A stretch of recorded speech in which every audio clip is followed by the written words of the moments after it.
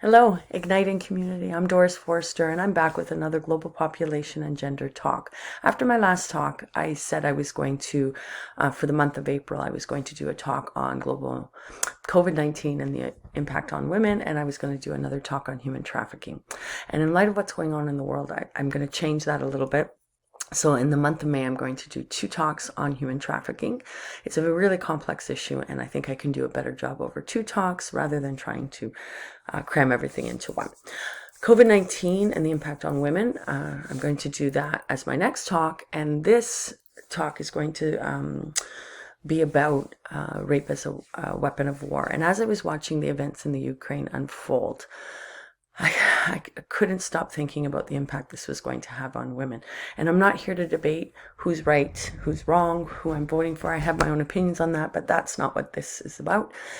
I was thinking of the women, and I was thinking of the women that were trapped in the villages, the towns, and the cities, and what could possibly happen to them. And they're either single women, and they're vulnerable, or they're women with small children. The men have left. The men are fighting, and they're left with children, single women, mothers, and then we have the elderly. And they are at grave risk for rape as a weapon of war. Every conflict has this as a potential consequence, and most conflicts, it's actually a reality for many women. The other issue I was thinking about is women that are fleeing their villages, their towns, and their cities and looking for asylum in another country. And that journey from their home to the border, to a country that they seek asylum, to a refugee camp, then finally to a resettlement country. It's just full of dangers and rape and sexual violence are a result of that, and a danger a lot of women face. So that's what I decided I needed to talk about. So when we look at, if you look at the infographic on the right, this was published by the United Nations, and it looks at women, war, gender, and gender-based violence. And you can see all of the different levels or different types of gender-based violence that women face. And what I'm going to focus on is rape used as the weapon of war. And this will be part of my human trafficking. So this is the other thing. It's not so much, it's just going to be women will be raped. Some of it is they will be kidnapped and sold into slavery. And most of that is sexual slavery. And the other issue is sometimes because of their poverty and because of the risks that they're facing, and they trade sex for things like necessities that they need for themselves and for their family. So women don't start wars, but yet they suffer the worst consequences. Armed conflicts make women vulnerable. They're with small children, so their number one priority is to make sure that their children are safe, and so they will do things to ensure that safety. Sometimes they're by themselves, and they're vulnerable because they are alone. And sometimes it is a full-on, like, not a full-on, but a rape is the consequence. And sometimes it's a sexual violence, poverty. And that just means that women will engage in sexual activity to secure food, safety, and other necessities for themselves and for their children. And I remember my board used to do these information sessions on newcomers, and particularly refugees. And I attended one on Liberia, and there was a expert panel discussion. And one of the girls was in a refugee camp, and she traded sex for education. And it really hit me hard, because this young girl wanted to learn, and she knew, no matter where she ended up, education was vital for her. And the only way she could receive that education in the camp was to trade sex for that. And that really impacted me. And I've never forgotten that. Sometimes they face displacement and sometimes dispossession. So they lose everything. And so they become vulnerable because they will take risks they normally wouldn't because of that vulnerability. And when you look at how it's used as a weapon of war. So what you're looking at here is a bunch of Venn diagrams, and it's showing how it's used and the countries that have used rape in these ways. So to humiliate, so soldiers will come in, and just to humiliate the women and children, they will begin to rape. Not only to humiliate the women or their enemy, it's the men that they fought, right, to rape their daughters, rape their wives, and say, we're here, we've done this. I don't know what else to say about it. It's a horrible thing, but this is one of the reasons. Ethnic cleansing is another one. To get rid of an ethnicity, one of the ways is to begin to rape your women and weaken that group of people, and then you can start the other atrocities that countries would do, or opposing sides. To terrorize, you come in, you start raping women. It makes people comply because you don't want this to continue, and you terrorize the village or the town. To gain information, this is used a lot, and to control the resources in the territory. So in order to make sure food and medical supplies are going to their cause and not the opposing side, they will engage in sexual violence to control. It's a lot of control, and the humiliation is a big part.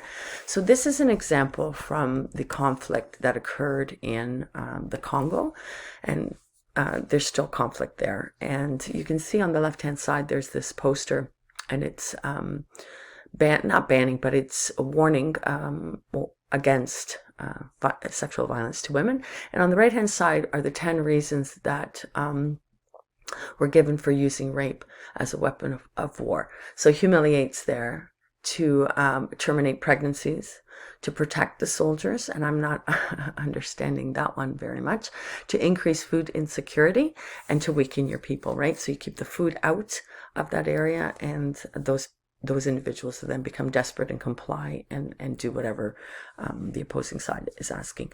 To avoid violence from the superiors, to silence, the devil made me do it, to control the community's territories and resources, and because they're just frustrated and angry that they're in this war and they want it, they're just lashing out.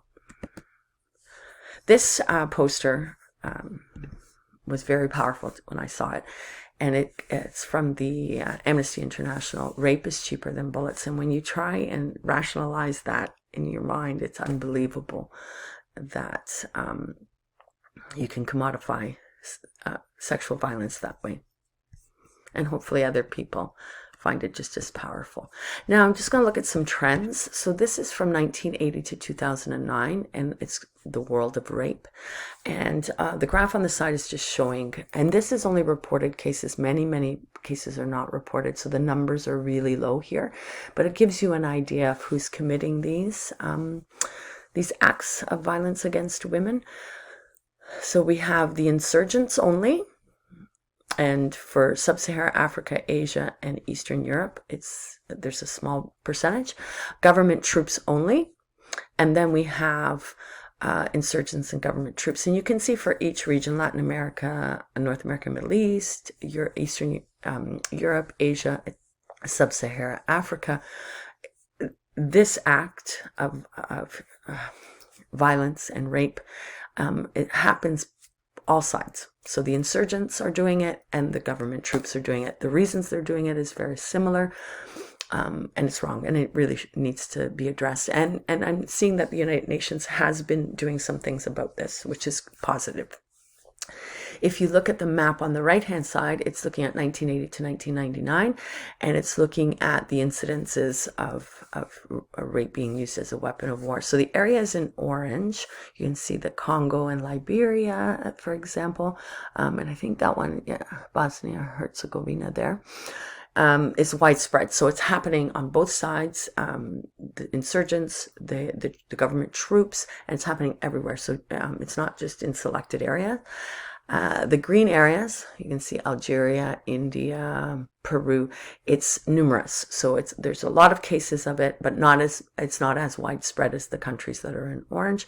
And then you look at the isolated cases. You can see Russia there.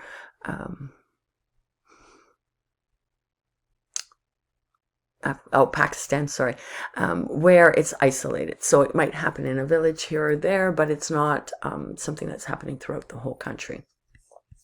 And the reason North America is not highlighted is because we haven't had conflict in the last decades in that part of the world, or in Oceania or Australia. So if we look a little bit more into more recent times, this is the report out of the UN in 2013 on sexual violence and conflict. And here are just some examples. So in Rwanda, 1994, there was the genocide that occurred. And they estimate between 100,000 and 250,000 women were raped during the 3-month genocide. Now, the numbers, you're not going to ever get exact, because it is a part of, it's humiliating to the woman, to the woman's family. And so some women are not going to step forward and say that this has happened to them. Sierra Leone, 60,000. In Liberia, 40,000. The Congo, they say at least 200,000, and in the former Yugoslavia, they say up to 60,000, maybe even more. And this is coming out of the United Nations. They've started to report, to do an annual report on this. This is from the report in 2021. So it gives you just how many countries, how many parties, how many cases. So just, I would suggest pause on this and then just take a look, and you can see. So the areas in yellow are sexual violence in conflict-affected settings. The black are sexual violence in the post-conflict settings. So that occurs once the fighting has stopped, and you're starting to rebuild. And then the gray areas are other situations of concern. So that's what the map is showing you. And then the facts are related to those three situations. And the United Nations has declared since 2015, June 19th, as the International Day for the Elimination of Sexual Violence in Conflict. And when they do something like this, you know it's a problem. And this is the report from 2021. And I'm just going to quickly show you the report so that if you're interested in this, and this is something that sparked your interest, you can go back. So it goes through each part of the world. Central African Republic, what's happening, Afghanistan, what the recommendation is. And they're saying that they've made these recommendations, but countries are not, and the opposing sides or the insurgents are not, they're not following through. And it's really hard, I think, to police. And then what do you do with countries that are not doing it? The other thing I felt really interesting that I found was in their words. So it has 150 stories of survivors of sexual violence during times of conflict. So there is some positivity in this issue, in that the United Nations has recognized it. They are releasing annual reports, so they are tracking it. They're looking at the victims. I'm hoping there's money going into survivors and helping them through what's happened to them.